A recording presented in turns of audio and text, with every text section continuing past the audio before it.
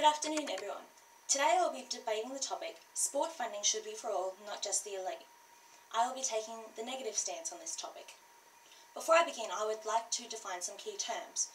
The first, for all, refers to all who are participating in team sports or individual sports below the state level.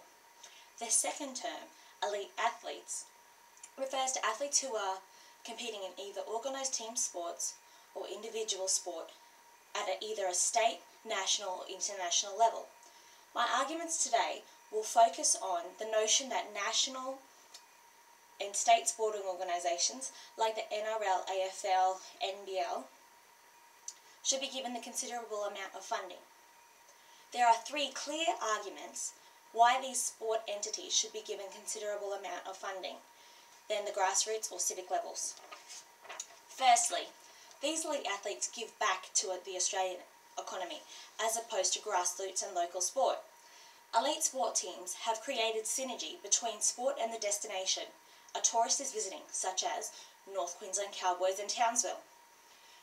Tracy Harrison-Hill and Lawrence Chapman have explained how marketing sport tourism and host destination can be intertwined to benefit the destination. This can be seen when a tourist visits a country, town or city for a mega sport event such as the Olympics. These events and sport teams give back to the Australian economy through bringing local, state and international tourists to a destination.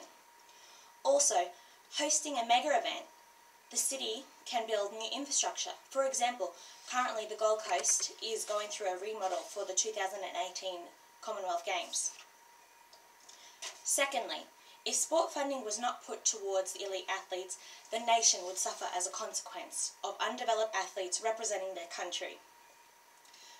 TUI explores the development and success of the Olympic Games in Sydney in the 2000 as a result of increased funding put towards training elite athletes, implementing a development program for elite athletes and an increase in facilities. Before this installation of funding, Australia was not near as good as any other country. The pinnacle example being the Montreal Olympic Games, where the Australian team did not win any medals. As a consequence, the nation suffered. The public identified passionately with winners, but was intolerant of sport failures and blamed the government and demanded that more funding go towards elite athletes. This brings me to my third argument, sport fandom.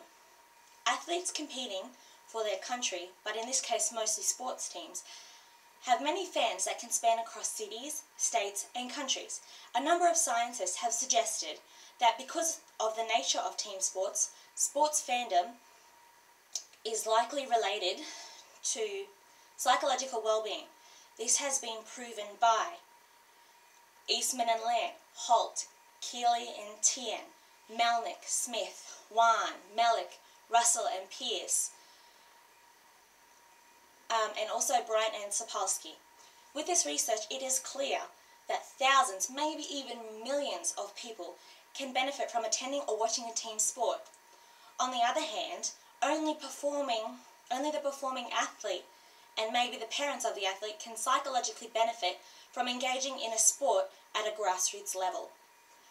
It is inevitable that funding elite athletes is not only the most beneficial for the people of Australia, but also the government.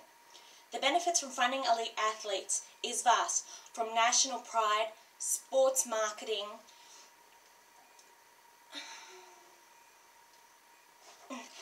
destination tourism, economic capital and psychological health.